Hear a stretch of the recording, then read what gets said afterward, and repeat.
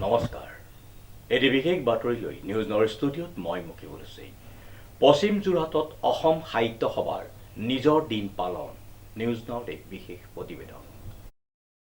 ৰাজ্যৰ বিভিন্ন প্ৰান্তৰ লগতে উত্তৰ পশ্চিম যোৰহাটতো অসম সাহিত্য সভাৰ নিজৰ দিন পালন কৰা হয়।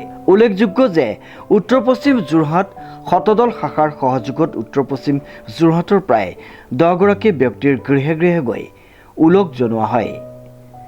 98 সংখ্যক বৰ্ষগৰাকা জ্যেষ্ঠ ধৰ্মপ্ৰাণ তথা প্ৰাকৃতিক চিকিৎসাৰে সেৱা আগবঢ়োৱা আনন্দীৰাম বৰাক ওলগ জ্ঞাপন আৰু আশীষ গ্ৰহণ কৰি কাৰ্যসূচীৰ শুভাৰম্ভ কৰা হয়। ইয়াৰ পিছতেই এলেংমৰাৰ সকাইখঙীয়াৰ অৱসৰপ্ৰাপ্ত শিক্ষক তথা হোমিঅ'পেথিক চিকিৎসক হৰেশ্বৰ বৰা, গৰখীয়াদল অঞ্চলৰ ধৰ্মপ্ৰাণ ব্যক্তি ফটিক চন্দ্ৰ বৰা, পৌৰাণিক নীতিশাস্ত্ৰ তথা বিকল্প চিকিৎসা সেৱাৰ লগত জড়িত নীল বৰঠাকুৰ, সৰুচৰাইঘাটৰ ধৰ্মপ্ৰাণ সৰ্বৰাহী বয়োজ্যেষ্ঠ মহিলা অলকা দাস, ঘৰফলীয়া অঞ্চলৰ উজনি গায়ন গাঁৱৰ ধৰ্মপ্ৰাণ জ্যেষ্ঠ ব্যক্তি ব্ৰজেন গায়ন, মালৌঘাটৰ যোগেন দাস আৰু মালোৱালীৰ দিলীপ শৰ্মাক ওলগ জনোৱা হয়। ব্যক্তিসকলক গামোচা, চেলেং, গ্ৰন্থৰ টোপোলা, ওলগনি পত্ৰ আৰু অসমীয়াৰ স্বাভিমান একোখনকৈ থুৰীয়া তামোলেৰে সেৱা জনোৱা হয়। জয় জয়তে সদৌ অসমবাসীৰ ৰাইজলৈ উত্তৰ পশ্চিম যোৰহাট সা সাহিত্যৰ তৰফৰ পৰা বহাগ ৰঙালী বিহুৰ ওলগ জনাইছোঁ।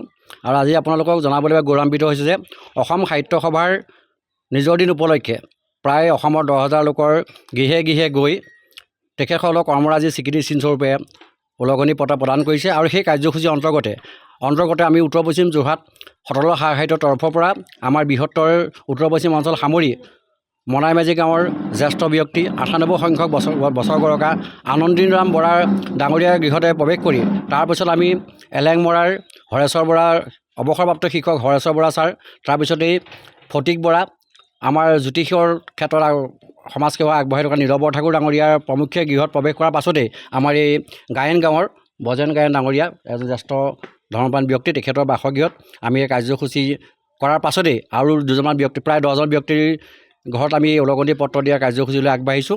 আৰু এই কাৰ্যসূচীত আমাৰ উত্তৰ পশ্চিম সা সাহিত্য সভাৰ সন্মানীয় সভাপতি, প্ৰাক্তন সম্পাদকৰ লগতে কেইবাজনো বিষয়ববীয়াই সহযোগ কৰিছে। আৰু সংবাদকৰ্মীৰ জৰিয়তে আপুনি আমাৰ এই কাৰ্যভাগ প্ৰচাৰ কৰা আমি অসম সাহিত্য সভাৰ পৰা আপোনালৈ ধন্যবাদ জ্ঞাপন কৰিছোঁ। প্ৰশান্ত গায়নৰ ৰিপৰ্ট, নিউজ নাও।